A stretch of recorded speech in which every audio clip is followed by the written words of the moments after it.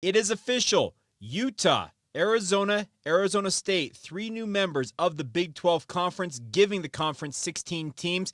What to make of it? And I don't like it. I'll explain. You are Locked On Cougars, your daily podcast on the BYU Cougars, part of the Locked On Podcast Network. Your team every day.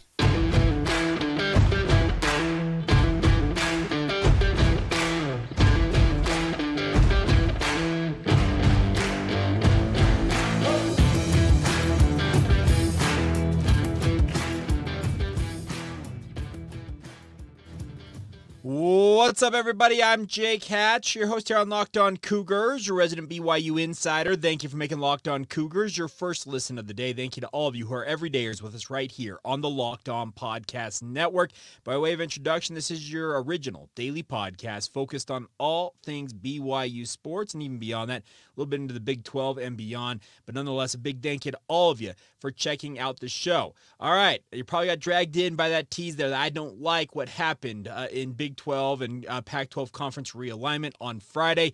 Let me acknowledge right up front, I am welcoming Arizona, Arizona State, and Utah to the Big 12 conference because I think it makes the conference that much stronger. What I do not like, and why I said I don't like it, is the fact that the Pac-12 is now down to the Pac-4 and probably is all but dead. That's the thing about this. That's what I don't like about this. We have allowed college football to be so mismanaged, I guess, and managed overall and run by corporate tycoons who run TV networks that we lost some of the soul and the identity of college football. That's what I don't like about this. Because they didn't want to pay an entire conference on the western side of the United States of America, they pulled it apart at the seams, picked off the pieces they want, and left their corpse, quote unquote, to die. That's the thing about this. I don't like that aspect of this. Is the Big 12 better off having Arizona, Arizona State, and Utah in the conference? Absolutely they are. Is the Big 10 going to be bolstered by adding both Oregon and Washington to their conference? Yes, they are. But here's the thing. We already don't have a lot of representation in the college football realm in the western half of the United States. Now, the vast majority of the population of the United States of America resides in the central and eastern time zones. I get that. But here's the thing.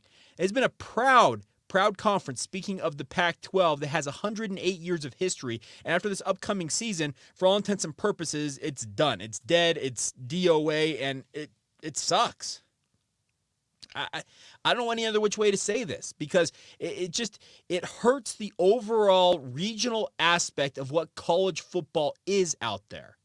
That's the thing I don't like about this. Could this happen down the road that the Big 10 and the SEC pull the Big 12 and the ACC apart? Abso-freaking-lutely it could. That's got to terrify you as a BYU fan, as a Utah fan. It doesn't matter who you're a fan of. If you're not in one of those two conferences, who's to say that ESPN, who is running the SEC, and Fox, who is running the Big 10, who's to say that they don't pick your corpse apart? Speaking of your conference. That's the concern you've got to have if you're not a member of the SEC or the Big 10 right now. What in the world are we allowing to happen to one of the great sports in all of American sports? College football is the number 2 sport in America behind the NFL. Football reigns supreme in the United States of America, and we are allowing the second most popular sport to be run by greed, manipulation, corrupt politics, whatever adjective and nefarious thing you want to insert there. We're allowing that to happen. And I speak as if I have any control over this. I have zero control over this. I'm recording this late on a Friday night. I don't know why, because I've been watching everything unfold throughout the day, and I said I'd get an update in, so that's probably why I'm sitting here lamenting what has happened on today's podcast. Like I said, if you're a BYU fan, you should be celebrating that the Big 12 is stronger today than it ever has been before. That is the positive. But you saw a conference get literally picked apart for money purposes. They didn't want to have a conference they wanted to pay on the West Coast. At least Apple was apparently in the mix, but the Pac-12 decided, you know what, it's in our best interest to, speaking of Oregon and Washington, to take a half share, if that, from the Big Ten and jump there. The full share membership for Utah, Arizona, and Arizona State after that went down was a no-brainer. They're going to get it's $31.7 million beginning in 2025. The full share of 2024-2025 is TBD, as I understand it. So we'll see what the ultimate payout is for each one of those programs and those universities. But it's just it hurts my soul as a guy who was born and raised in the western half of the United States to watch a conference fall by the wayside, and it's just concerning to me. And maybe I shouldn't be. Maybe I should just be crowing about the fact that the Pac-12's hubris is what did them in. Their mismanagement at the top, Larry Scott and George Kliavkoff's ineffective leadership did them in. Maybe I should be crowing about that. Maybe I should be just stomping on the grave of the Pac-12, but I'm feeling pretty melancholy about this whole thing. I look at it and I'm like, I don't necessarily feel all that good about this. Like I said, I don't know. Maybe let me know what your thoughts are. I'd love to have you guys weigh in on this, because I just look at it and it doesn't sit right with me how everything has gone down. So I don't know. Like I said, I sat down. I don't have an agenda. You don't see my graphic if you're watching this on YouTube. I don't have my usual layout of the podcast. This is just a podcast for me to kind of sort through my thoughts and get them out on video and audio format and podcast form to kind of just air what I think is going on. Now, with regards to the overall look ahead now, is the Big 12 looks very, very strong. Honestly, I think it's a frisky conference. I think it's something that's going to be pretty fun to track over the coming years. But at the same time, it comes at the expense of watching the Pac-12 just get torn apart and left for dead. It's unfortunate. So we'll pivot here, and I want to talk a little bit about the Big 12, the new Big 12, I guess I should say. Maybe they're going to rename it. I don't know what they're going to do, but we'll talk about all that as we continue on right here on Locked On Cougars. Now, first, a word on our friends over at LinkedIn. They've been working with us for months now. The best part about LinkedIn is they sponsor our recruiting coverage here on the Locked On College channel and the Locked On Podcast Network. But bigger than that, they want to help you guys out when it comes to your hiring needs. These days, every new potential hire can feel like a high-stakes wager for your small business or you being a hiring manager. You want to be 100% certain you have access to the best qualified candidates, and that's why you need to check out LinkedIn Jobs. My friends, LinkedIn Jobs helps you find the right people for your team faster and for free. The best part is you can go create your job posting on LinkedIn, then post it on your profile with your hashtag hiring frame to your LinkedIn profile to help spread the word you're hiring. They have simple tools like screening questions to make it easy to focus on the candidates with just the right skills and experience so you can quickly prioritize who you'd like to interview and hire. That's why they're here, my friends. They want to make it as easy as possible for you when it comes to your hiring process. It's why small businesses are rating LinkedIn Jobs #1 in delivering quality hires versus their leading competitors. LinkedIn Jobs helps you find the qualified candidates that you want to talk to faster for free. Post your job for free right now on LinkedIn.com/LockedOnCollege. That's LinkedIn.com/LockedOnCollege to post that job for free. Terms and conditions apply. Thank you once again for making Locked On Cougars your first listen of the day. Thank you to everybody out there. Every day is with us here on the podcast. Got a lot to just kind of continue to sort through. But now with a 16-team conference for the Big 12, it's actually going to open up opportunities, I think, for BYU. And what I mean by that is that it's going to make maybe less travel on BYU now than it ever was in the Big 12 conference. Allow me to explain. Now, BYU, when the Big 12 announced they were adding the 4 new schools originally, so I'm talking when BYU came into the conference, they were adding Houston, they were adding Cincinnati, they added UCF and BYU. BYU was 800 miles separated from Texas Tech as the closest Big 12 member. Then earlier, just 2 weeks, not even 2 weeks ago, Colorado made the jump to the Big 12 Conference, giving BYU a second partner in the Mountain Time Zone. That obviously gave them a little bit of foothold. It created the quote-unquote land bridge from Kansas to Utah and BYU. It made a lot of sense.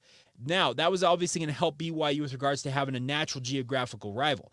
Now, when you add Utah, who's 40 miles up the road from BYU, you add Arizona State, which are relatively short plane rides down south of Utah, it's going to open up opportunities for the western flank of the Big 12 Conference to become a little bit of a beehive of activity, but at the same time, limit travel cross-country as often as it might look like. I feel for Washington and Oregon. I feel for UCLA and USC, because when they have to go play anybody other than themselves, they're traveling multiple time zones at minimum. The nice part about this with BYU is you have 4 geographical rivals around you now that you can travel to, and hopefully the Big 12 will help facilitate less travel and not make BYU travel all the way to UCF every single year.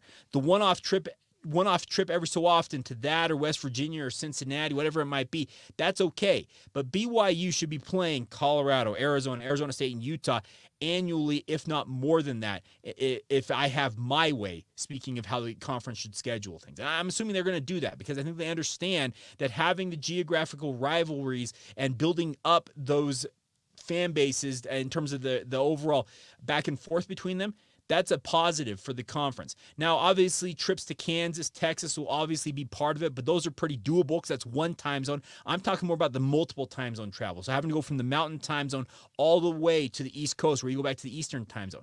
That's what I hope gets limited with these new additions to the conference. The other thing about this conference, just top to bottom, yeah, they may not be top to bottom, the name brand programs out there, but this is a conference, speaking football-wise, that is going to be really fun. This is going to be a dog-eat-dog conference, it feels like, in so many facets. There is an opportunity seemingly every single week, based on how everything looks right now, beginning in 2024, for this conference to have a very, very strong, quote-unquote, middle class. It's going to be very hard to claw your way to the top, but it's also, I think, pretty hard to find yourself as a bottom feeder, but it's very easy to find yourself kind of just in that middle tier, battling back and forth, picking off a win here, losing a surprise, getting a surprise loss there. That's the way things look on paper for this conference. Now, obviously, the newcomers to the conference, Arizona State, Utah, most notably having back-to-back Pac-12 titles, they've got a lot of hubris out there saying, hey, we're going to walk in and compete right away. Yeah, they probably will, but at the same time, it's a whole new lay of the land they're going to have to learn from themselves. Have they competed at the Power 5 level for multiple years? Yes, they have, but they have to adapt to life in the Big 12. They've gotten used to their life in the Pac-12, obviously, with their recent run of success, but there are changes that are coming with regards to the extra travel, etc., that'll be required in the Big 12 Conference, and we'll see how it all shakes out. The other thing about this is BYU and Utah, the Holy War rivalry. I'm sorry, I don't care what anybody else says in the conference. Not you, Arizona, not you, Arizona State. The Territorial Cup, down in Arizona, that's a fine rivalry. BYU and Utah, it is the best rivalry in this conference. Sorry, Sunflower State, whatever you call yourselves in Kansas. Sorry to all of you down there in Texas, the battle between TCU and I don't care. The rivalry between BYU and Utah exists quite literally in everyday life out there, and it is far and away the best rivalry in the conference. And I, for one, cannot wait to have that back on the docket. Having a home and home between BYU and Utah at the Marriott Center and also at the Huntsman Center is going to be awesome. Having the Holy War, the football game, played on Thanksgiving weekend, I expect it to be played there. I don't know if it necessarily will be. I assume it will be. Having that back on the docket and actually have stakes on it once again after 13 years of not having any stakes on it is going to be awesome. I can't wait for that aspect of this. That's the best part about how things are looking here for the Big 12 Conference. Will everything be hunky-dory right from the get-go? No, I think there's going to be a little bit of a learning curve and getting to know you in a way with this conference, because a lot of programs out there's 16 teams now in this conference. You got 18 in the Big 10. You got 16 in the SEC. These are some pretty bloated conferences. So the hopes of BYU fans of making regular trips to UCF and to West Virginia and to Cincinnati probably aren't going to happen all that often. They may happen on a pretty regular cycle, but don't anticipate going to Orlando all that often. I think it once every 6-year cycle type of a deal. I think there's going to be, the way it looks, because the Big Ten had adopted this before they added Oregon and Washington. They called it the 3-6 model or 3-3-6 model in terms of their scheduling, where you had three set rivals. And I would assume BYU probably ends up with Arizona, Arizona State, and Utah being their 3 set rivals, and then the rest of the conference, you rotate through it on a pretty regular basis to play it. Colorado, I know that they're in the Mountain Time Zone, but let's be honest. Denver is on the Great Plains. People think that Denver is what Salt Lake actually is. People go to Denver like, hey, where are those mountains everybody talks about? Yeah, you see that haze over there like 40 miles away? Yeah, over there where the mountains are at. You come to Utah, Provo, and Salt Lake City. Guess what? Those mountains, they're right there for you. That's the funny thing about this is Colorado is going to end up probably paired. Their set rivals, quote unquote, will probably be Kansas State, Kansas, Oklahoma State. We're on the Great Plains. They'll be part of that Great Plains contingent. If they decide to go with a pod system, that seems very natural to have them join those. You have the Intermountain schools, and I accept Colorado on that because, like I said, they exist on the Great Plains. Speaking of Denver and Boulder, but at the same time, you have Utah. And here's the other thing about this. I'm going to immediately get people saying, well, Boulder's up in the mountains. Please. It's not the same as what it is with Utah. So it's going to be BYU, Utah, Arizona, Arizona State. Those rivals, that's your Western pod. I think that would absolutely be a home run. It creates some really, really fun rivals. These were 4 schools who founded the WAC together way back in the 1960s. Obviously, were members of that conference together for 16 years before Arizona State made the jump to what was then the Pac-8 to form the Pac-10 in 1978. So they called themselves the Border 4, I believe they were called when the WAC was going on. And it's going to be really fun to have them back together. And I think it should build up some really, really fun rivalries between the states of Utah and Arizona. And that's the fun part about this. But like I said, I go back to my original point of today's podcast. I just kind of feel in a way, it feels dirty the way everything went down. But that's kind of the reality of what college sports has become. And I guess we're going to have to make our bed and lie in it. And that's the thing about this as we move forward here. So final note before we go on today's show will be a flip over for you as BYU fans, if you're watching this podcast, is a recap of Friday's practice. They obviously opened up media availability, made a time change to the morning period. I don't know if that's a permanent deal quite yet, but interesting time change because it came out late on Thursday that we're actually practicing in the morning. Media availability will be around noon. Get you some updates on how practice went, as well as some of the takeaways from that. We'll get to all that next right here on Locked On Cougars. Thank you once again for making Locked On Cougars a part of your routine. Like I said, this is kind of an atypical podcast, so get ready for more reaction to different things coming up on our Monday edition of the show. I felt like I needed to sit down and just kind of get my thoughts out there on everything that's going on in the Big 12, the Pac-12, college sports in general. But let's actually get down to some actual BYU-specific stuff here and talk about what happened at BYU practice. Now, talking with people down there at practice, the biggest thing from day 4 is that BYU's finally just starting to see some guys emerge, is what it feels like. And does that mean that guys weren't emerging earlier on? No, but the biggest thing is now BYU's put the pads on. Shoulder pads were on, helmets were on. So you're starting to really see guys start to hit one another, start to see some of the guys who may look good when you just have helmets on and you're running around and not necessarily taking hits. The biggest thing about it, it's a violent sport. And you have to be able to absorb contact and play through that. That's the biggest thing about this. Now, what I was told about practice, and let me also acknowledge the practice time change. Family comes first in my world, and my daughter had a performance for a summer camp that she's been attending, so it was literally, you couldn't have timed it worse in a way that BYU had availability right during the same time I was there. But hey, I'm going to go support my daughter. I'll be back out at practice next week, so don't worry. But I reached out to our practice insiders, and the biggest word I got back is that Deion Smith looks very, very good. The Colorado transfer, he's looking good at running back. They said it's not necessarily that he's going to push or take the job away from Aiden Robbins as BYU's number 1 running back, because Aiden Robbins looks like an absolute man amongst boys out there. He's 6'3". I've been told he weighs as much as 240 pounds. Looks like a freaking locomotive out there when he's running the football. He's got really sweet feet for a man that big as a running back. But the nice part is you have a nice 1-2 punch. And that's not to say that Hinckley Ropati has not had his opportunities. LJ Martin, by the way, the freshman from Canutillo High School down there in El Paso, Texas, was actually practicing today, the first couple of days of practice. The first day at media availability, he and a bunch of freshmen had gone up to orientation for whatever reason, or a class deal that they had to attend. It was like non-negotiable, which baffles me that BYU requires these guys when they have football practice to leave for school. But nonetheless, I get it. But he was actually out on the practice field taking reps with the third team is what I understand. So it was good to see that. Taylon Alfrey had a nice interception for BYU during practice today. Heard that he's starting to really impress some folks at safety. And he's got the size, speaking of Taylon Alfrey, to be a guy who can really be an impact player. Is he going to be the most athletic guy on the football field? No, because there's more athletic players in BYU's defensive backfield. But the bigger thing, it feels like, for a guy like that, is just continue to have steady play. There's going to be opportunities for him to make an impression out there. There are guys like Micah Harper in the defensive backfield, as well as Malik Moore, who probably are your 1-2 combo as your starting safeties against Sam Houston State and probably throughout the majority of this season. But you have Raider DeMooney waiting in the wings. You've got guys like Crew Wakely down the depth chart who want to prove themselves after transferring over from Utah State. But Taylon Alfrey, I think, has still got a big opportunity to really show himself as a player who's capable of earning playing time. And we'll see how it ultimately all pans out. That's the funny thing about this, is it's never a perfect science with regards to how practice goes, how guys go about showing themselves to the coaches, but they have to continue to prove themselves day in and day out. Other thing, what I was told, Eddie Heckard looks the part.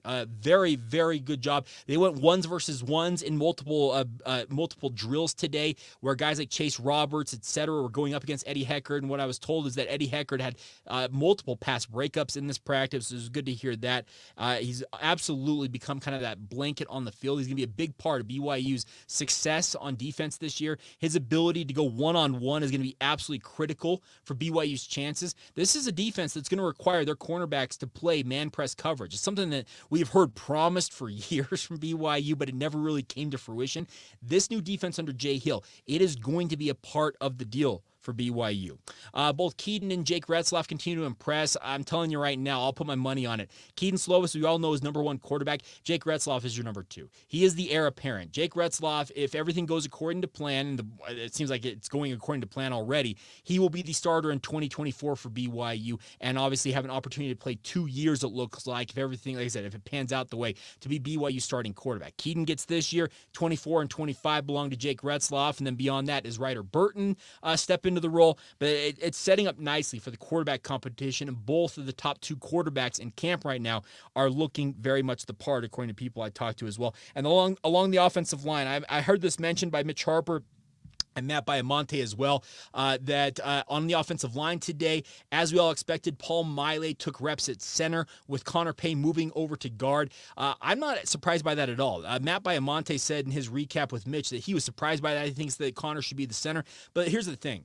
Paul Maile is a Power 5 caliber offensive lineman. The issue is he's only 6'2", and they list him at 300 pounds. He's not 300 pounds. Really, the only true position it feels like he fits in with what BYU is trying to do is at center. So if his best opportunity to play on the field, and you think he's one of the best 5 linemen for BYU, you move Connor Pay to guard, because Connor Pay is all a 6'5", 300 and whatever pounds. He actually, I think in many ways, might actually be okay playing that guard position because it gives him extra film when it comes to his NFL prospects. That's the thing about this. He's got plenty of experience playing center. He's got all that film that NFL teams can pull and look at from his center days. But this season, if he plays guard, it gives him even more opportunity to show, hey, I'm a versatile offensive lineman. I can play anywhere along the offensive front that you want me to. I'm expecting that BYU is far from truly setting a top 5 rotation on their offensive line. They'll continue to cross-train guys. I'm expecting guys like Braden Keim to continue to get action. What I was told today is that he actually lined up at right guard at times for BYU alongside Caleb Etienne at right tackle. Now, Braden Keim is a walk-on from Alta High School. Folks, him and Caleb Etienne both stand 6'8" or 6'9". That is a huge wall on the right side of BYU's offensive line. On the left side, when you got Kingsley Suamatia at 6'6", and I was told that guys like Waylon Lapuaho got time there. Those are not small dudes by any means, but when you got two guys who are 6'9" at guard and tackle on the right side, it's a massive offensive front for BYU. But the positive news is it feels like that competition is just really it's just really getting going here. We'll see who prevails in the end. Could Ian Fitzgerald continue to make an impression? We'll see. The competition is going to be fierce there. The nice part is whoever ends up being the best 5 of that offensive line should excite you as a Cougar fan, because that is going to be maybe, and I've said this before on the podcast, it's probably going to be the best single unit talent-wise on BYU's offense. No offense to the running backs, wide receivers, tight ends, and even Keaton Slovis as a quarterback, but that offensive front, it's been Kalani Sitake's MO since he came to BYU, is he wants to dominate in the trenches. One thing I think BYU needs to lean into, especially in this new era of the Big 12, is to become one of the most physical, if not the most physical team in the conference. There are programs out there who have that reputation. Utah's going to come in with that reputation. You already have programs like a Kansas State who are considered to be among the toughest. Baylor's had that rep at times as well. But the thing about this, I hope BYU, they come in and say, yeah, you guys may think you're tough, we're tougher. That's one thing I think BYU should hang their hat on, just as a little bit of an advantage, I think, that BYU should be gunning for. Is it ultimately going to pan out that way? No, I have no idea of, no way of telling that, because if I could tell the future on that, trust me, I'd be making a lot more money doing this podcast, and I'd probably be making a lot more money not doing the podcast, because I'd be prognosticating somewhere else where they pay me oodles and oodles more money. But that's the fun part about how everything is going to go here. Is it's fun to kind of look ahead at the conference and look and say, okay, what are the reputation of some of these programs going to be? I expect Arizona State to still be that front runner that looks like that quote unquote sleeping giant, but is completely undisciplined and doesn't play the way that they look when they step off the bus, if that makes sense. They're soft. They have that reputation of being soft because they spend all the time in the sun. Yeah, you know what? That's part of the reputation. But that's the thing about this, is every member of this new conference has a reputation and opportunity, by the way, with the new conference really getting going in 2024. This year will also give an opportunity for BYU and some of the other newcomers to make an impression. But it's like getting together on the first day of school. You're all at a new school. Okay, who's going to end up being who?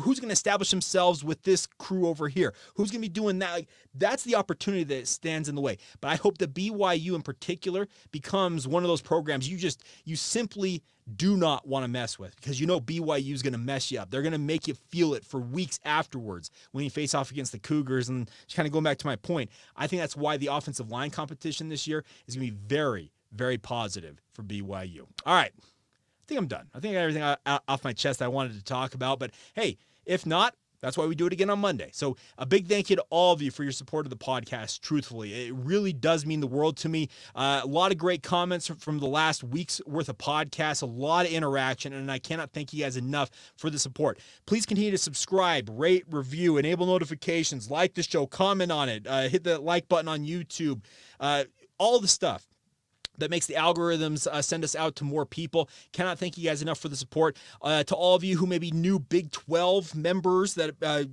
fans who are checking out the podcast, hey, let's do this thing. It's going to be a really, really fun new era. And like I said, even though I'm kind of down about the end of the Pac-12 run here, at the same time, it's a very, very exciting time looking ahead to the future of the Big 12 Conference, and I, for one, cannot wait to be along for the ride as we continue to break down everything going on with BYU and beyond. So stay with us once again right here on Locked On Cougars. Thank you once again for making it your first listen today. Thank you to all of you who are everydayers, and of course, rejoin us on Monday right here on the Locked On Cougars podcast. See ya.